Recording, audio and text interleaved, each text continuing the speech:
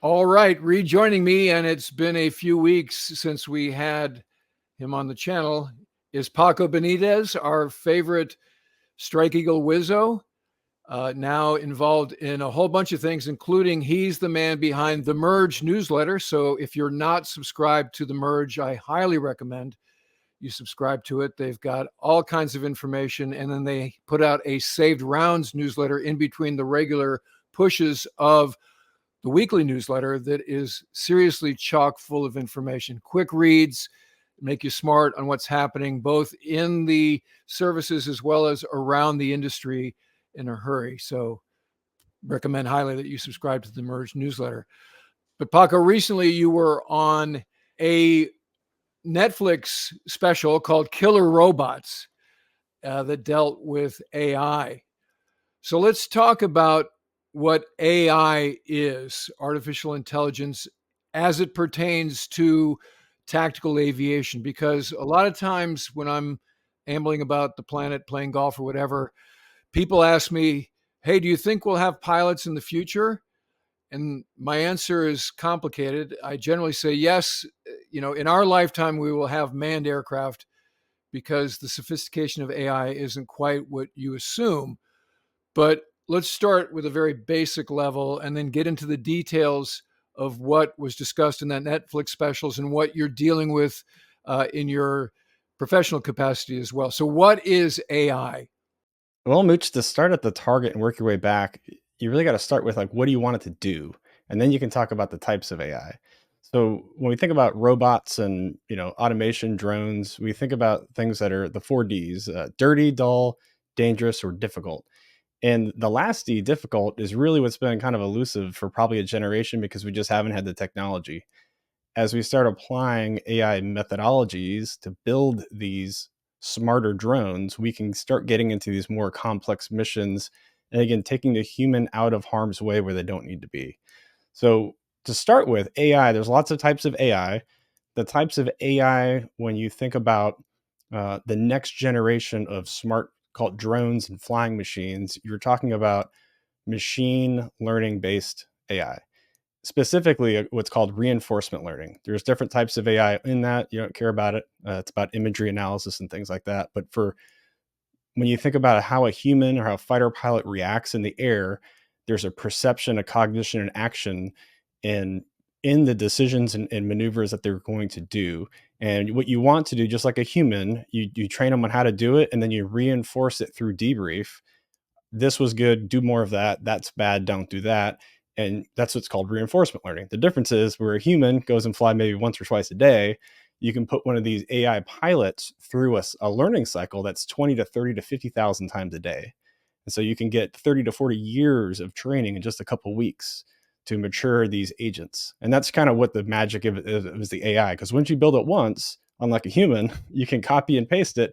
And now I can put it in 5, 10, 20, 100, 1,000 drones, and they all have a common brain that are making those decisions. So let's talk about the crawl, walk, run realities of what you just said, the concept that you just reviewed. So in a previous episode that we did, we were talking about the next generation air dominance or sixth generation fighters. And within that system of systems lives things like Loyal Wingman, Valkyrie. So, what are some of the practical applications that we may see in the field in the next 5 or 10 years? And how does that uh, line up against this concept you just described? Great question. I would say that when you think about deploying a modern Air Force at scale to do something, what you think about is, oh, I'm going to put my F-35 in this location, and they're there to do a specific mission. So they have specific sensors and signatures, and the pilot is trained to do those missions. But to deploy that, he is going in the harm's way, and then you look at the tooth to tail. So the tail to support that pilot is the rescue force and all of the things that have to be positioned to support that human. If you can take the human out of those difficult, dangerous missions, you actually decouple what we call risk to force versus risk to mission. So I can lose the pilot and be mission fail, or if the pilot gets taken out of the equation, I can risk that drone and still accomplish the mission. So I can assume more risk on my force to achieve that mission. And that's really what we're talking about when you get into some of these really, really highly contested environments. The domains are contested. So it's air, sea, space, spectrum, so electronic warfare. The ability to shoot, move, and communicate starts to diminish very, very dramatically. And that's really where the value of applying these AI pilots, the autonomy to solve a specific problem in those specific use cases, whether it's suppression of enemy air defenses, whether it's strategic attack or air superiority. Those are the types of things that really everyone's starting to move into, because that is the difficult missions that we're going to put humans in harm's way. So we have some B-roll of, I think it's a Valkyrie launching off of a, a ramp. So how do we imagine that this technology would be employed, including who's controlling this? And we have another image of a Valkyrie in company with a Strike Eagle. So how does the Valkyrie launch? How does it join up with the Strike Eagle? And then what happens operationally? One of the really interesting things about the Valkyrie that makes it stand out for a few reasons from other things that are out in the space right now is it doesn't need a runway. And so being runway independent removes that target from the bad guys, if you will. So if we put all the drones on one airbase, then they just bomb the airbase, take out the runway, and then there's no air power. And so distributing it through a rail launch system with these rocket bottles is what you see in the video. That was part developed under another Air Force program, which was since evolved into this concept that really allows you to be in that first island chain, call it China, or in Eastern Europe, without a threat to attack at your air bases. So that's really what you're talking about. The other part is what I would call aggregation and disaggregation of forces at scale. So I have not one Valkyrie, but maybe I have 20 Valkyries, and they're spread out over miles apart. They're not even in the same place, and they all launch, and autonomously they all form up in a certain geographic region at a time and space they're choosing, become this formation, and then this formation proceeds to rejoin with a human that could be flying or being directed through a satellite link. And then that's how you you aggregate your forces and force package. Mooch, remember when you were flying back in the day, you'd all take off and you meet in the cap, and everyone would check in. Here's what I got. Here are my alibis. And at the push time, you push based on the plan and how you put your forces together. It's the same way, but now you're talking about taking off from hundreds and thousands of miles apart and all coming together over these vast distances. And that's really the difference when you talk about the autonomy. And these things have a long range, by the way. So that Valkyrie has something like a 3,000-mile range. So it's got gas, which is something that's cherished very much in the fighter, is fuel. And when you look at the ranges in the Pacific and where the tankers are and how many tankers we have, and it's just another way to remove a target or a center of gravity from the adversary. So when we were talking about FAXX, the Navy version of NGAD 6th Gen fighter, we were saying, and me as a Rio, you as a Wizzo, we're like, hey, this is a compelling argument to have a second guy in the airplane because he or she would be needed to control the assets. And at that time, we were thinking, in company with your 6th generation fighter would be 8, 12 of these force multiplication, let's just call them drones. What you've just said is maybe that's not the user case. Maybe that this is a pre-planned sort of thing where they launch off of the rails, they form up based on the programming, and then they push based on pre-planned targeting. So is the actual execution somewhere between the Wizzos controlling them directly and them being completely autonomous? That's a really nuanced discussion that's being had in various circles right now in the United States. And what I'll tell you is that if you want a lower level, call it kindergarten level autonomy, it's better than an MQ-9 drone, but it's not quite a AI pilot. You're going to have to rely on that manned part of the man-on-man team to tell it what to do. So you think I have the lowest common denominator wingman, and as a flight lead, I'm just going to tell all of my wingmen what to do every single step of the way. Well, that doesn't work for a few reasons. The just the cognitive burden on that manned the person that's making flying the airplane and being directive is one problem. The other problem is, if we just said earlier, if it's going to be highly contested, how are you supposed to communicate? And what happens if you can't communicate? Or what happens if, we tell the world this is what we're going to do with these kind of low level autonomy drones, and now everyone just shoots down all the manned platforms? Well, now the unmanned platforms don't really have anything to do because they're waiting for directions from the humans. And so it starts driving you towards a, a desire to build and deploy the most advanced autonomy that we can, that's obviously safe and effective, because that's what the adversaries are doing. They're not settling for the low level stuff. They're going for the game winning, game changing one. And there's going to be a point where it's going to be their UCAVs and our UCAVs meeting each other in the skies, and maybe the best pilot win. And it's just like it was 100 years ago over the trenches of World War One. So that's kind of where I see it going. And I think the future is going to be coming faster than most people think. And that's because there's a sense of urgency. Look at the geopolitical environment, whether it's Russia, China. There's a lot of things going on in the world right now, and it's not as safe as you think it is.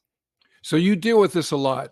And let me just ask you, how sophisticated is AI technology at this point?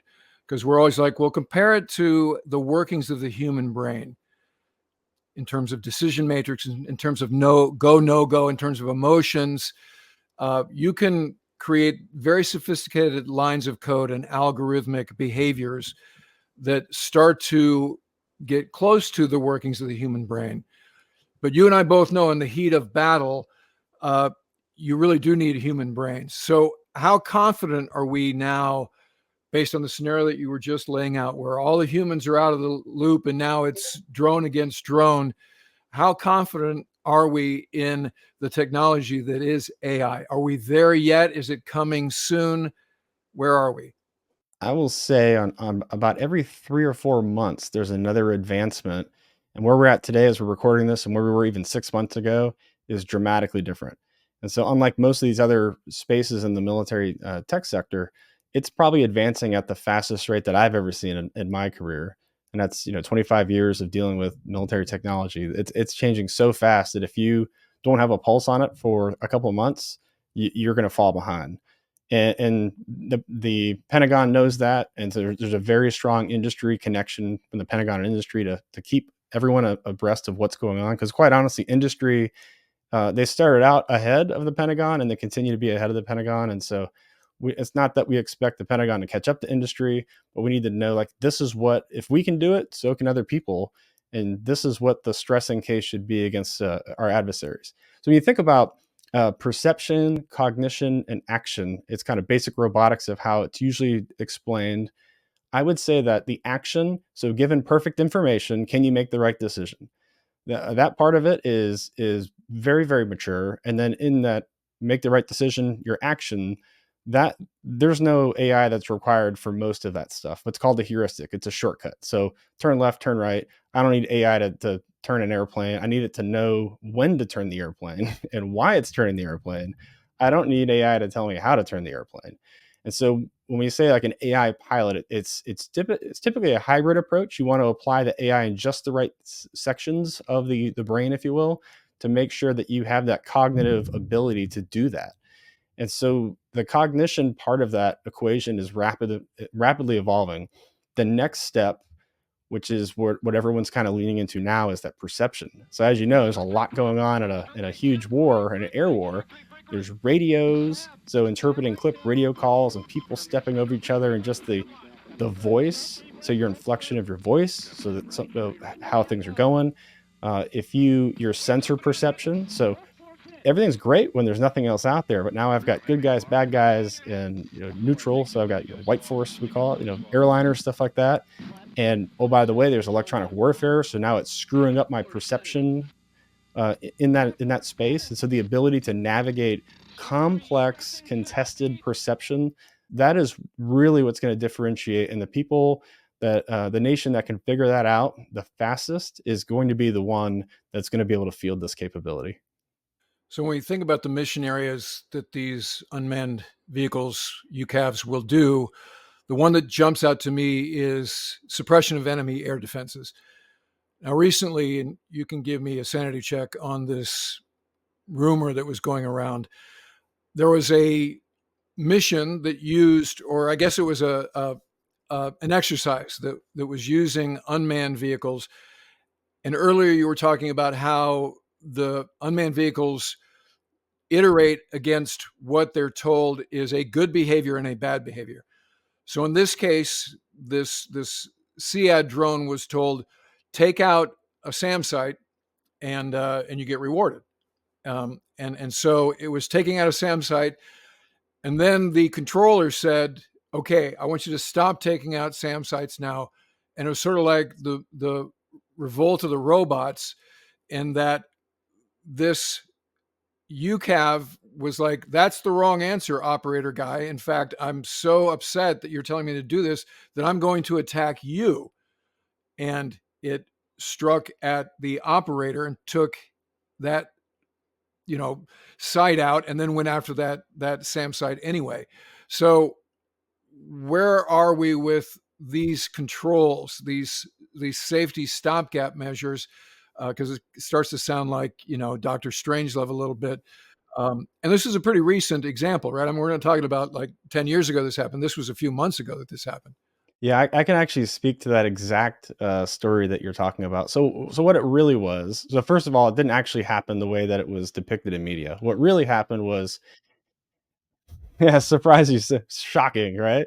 So here's what really happened is that Air Force officer was at a event, and he was trying to explain the need for ethics and trust in artificial intelligence, and so that's why the Pentagon is leaning into this. And he told a story like that, but it was a hypothetical story, and it's kind of hard to explain. There's actually no way that would ever happen in current technology for about 10 reasons. I'll give you two. The first one is, when we talk about reinforcement learning and those incentives, that is all on the ground in a computer with engineers. That is not on the aircraft. So when you deploy that software and those algorithms on the aircraft, those are not evolving their knowledge real time. They have to go back to the lab to have that behavior evolve. So it's not thinking and evolving beyond what you've trained it to do. And again, you have safety boxes that prevent that from happening. And the other one is the certification process to put that algorithm on an aircraft is so draconian that it has hundreds of fail safes and stop gaps for airworthiness certifications called runtime assurance that would disable the autonomy before it ever even tripped the hundred of safety stops that would happen. So it's completely hypothetical. There is zero chance that would ever happen. But the whole point of it was, and it was a poorly structured story to make a very, very good point, which is, yes, trust and ethics are critical. How do we build trust in a system that has emergent behaviors where we can't predict to the nth degree, like in flight tests, what this is going to do? So inputs and outputs is really what it comes down to. So in a normal system, you can measure the inputs and outputs 1,000 times in a row, and it's always the same. And you go, yep, I know exactly what I'm getting. With machine learning based AI on aircraft, based on the inputs, it could do X, Y, or Z in this band that I've trained it to, but I can't actually know what it's doing. And the way to flight certify that becomes the issue. So I've got one input in, I've got maybe this comes out. Next time this comes out. Next time this comes out. Again, it's banded based on risk, and you train it to do that, but not knowing that is really the point he was trying to make. Well, it's an amazing clarification to something that was socialized. The first reports were that the operator had been not just soft killed, like actually killed, right? And so that was the first thing that had to be cleared up. And then the other thing that was lost in his answer was this was a hypothetical. So thank you for clearing that up for us here. Another interesting part of the Killer Robots special that you're featured in is this AI dogfighting. And so you're a wizard, not a pilot, but you have several hours, a bunch of hours of stick time fighting in dogfights, as I do. So the spatial picture and how you try to gain the advantage in a 1v1 is something that's not lost on us. So talk to us about your experiences with an AI dogfight, because it looked like this AI airplane was unbeatable. And so, is this what the future holds in terms of the air-to-air 1v1 or many v many arena? Yeah, so the Netflix special, I was in it for about I have like 4 minutes of fame, probably a little bit less than 4 minutes of fame in the whole documentary, and I think I had 2 hours of filming. So through the magic of editing, that's what you get. So 2 hours down to 4 minutes. Oh, that poor man who had to do the production on that. That's always the so if you're out there thinking, I wish I could be on the History Channel or Netflix, that's the ratio. Every time you Yeah. sit down for 2 or 3 hours to have 2 to 4 minutes of glory. Yeah. Yeah. So the setup that was used in the documentary was a high aspect BFM. So nose to nose dogfight. You meet at the merge, and then fights on from there. And that particular agent was a variation of an agent that was used to win the alpha dogfight trials. It wasn't the exact agent for a few reasons, and there's reasons I couldn't use better agents because of the camera, but that's what it was. So it wasn't actually bleeding edge tech. It was probably 3-year-old technology. And so just to set the stage, it just destroyed me every time, like not even close. And the reason is when you look at just flying, remember I talked about perception, cognition, and action. So the perception is mostly white carded. They have kind of a noise filter they put in there to mess with the perception layer of the AI pilot that I'm fighting against. But the cognition and action, just the OODA loop, the OODA loop is so fast. When you think about dogfighting, you probably make 5 to 10 decisions a second when you're actually like perception, cognition, and then moving something with your hands or your feet. This thing is doing it 50 to 100 times a second. So it's so fast that in real time it looks super smooth, but it's actually making micro adjustments and micro decisions, 100 times a second. And so when it plays out, it just looks so smooth and just surgical of how I think I said it's killing me with reckless abandonment. It's just so brutal because there's no delay. Everything that's doing, even though it's, and not, we call it pointy BFM, it just points and shoots at you, which is not what you want to do most of the time. It was making very deliberate choices what it was doing, and I probably, I can't even remember how many times I flew against it, probably like 15 or 20 sets. And I started doing things that were completely out of the ordinary just to see what it would do. So one example, at the fights on, I just pulled and went straight up, and I went up to like 50,000 feet. It's just an F-16 sim, so kind of, up there just floating around, knowing that I'm going to fall out of the sky. And instead of it chasing me, it followed me up to about 25,000 feet, and it just leveled off and just kind of circled me and just wait for me to fall out of the sky. And then it just rolled in behind me and shot me. I'm like, man. So it was making what I would consider human-like decisions and then superhuman-like actions. It was very humbling. Yeah, I could tell based on your facial expressions during the episode. So this was a simulator. What would the technology be on a real airplane? Would it need obviously sensors, cameras, as you said? It's looking at tracking rates and air speeds and attitudes and all of those to do this predictive modeling and iterate X number of times faster than the human brain can. What would that be on, say, a 6th-generation fighter? The reason why dogfighting was picked, there was a few reasons. It was easily explainable because you can put two things close together. You could have it open source, unclassified. You could televise it, like the Alpha dogfight was televised. But ultimately, the reason that mission was chosen was to build trust. It wasn't because it had tactical utility; it's for trust. And that Alpha dogfight happened in August of 2020, and in December of 2022, so eight months ago, as we're filming this, those those AI pilots flew BFM on a real F-16. So it's already happened. Again, when we look at the perception layer is not the importance of this experiment, it's the cognition and action. And so it's about a trust building exercise to mature the types of autonomy that we need to eventually deploy. I will say there's other things that have other autonomy and AI pilots that have flown on military aircraft for other missions besides dogfighting. But we can't talk about that on the show. Unfortunately, it's truly revolutionary stuff that's happening, and it's fascinating to see it all play out. So when you say trust, do you mean the AI developing trust or us developing trust in the AI's capabilities? Oh, it's the human trusting the AI. That is the number one thing. It's an interesting dynamic when you talk to people who have we'll call it a not smart drone, so or remotely piloted drone, and you go, hey, I want to turn it into a smart drone with an AI pilot. Um, it went from a dumb drone to a smart drone, basically. And so your conversations typically revolve around performance and what can it do and how much better could it be. But when you take something that's traditionally a manned mission or a human, and I'm gonna augment what you're doing with this smart machine, or I'm gonna replace you with the smart machine for the specific use cases, it kind of flips the script because you don't usually talk about performance first. You talk about, can I trust it? Is it not going to run into me? Is it going to shoot me?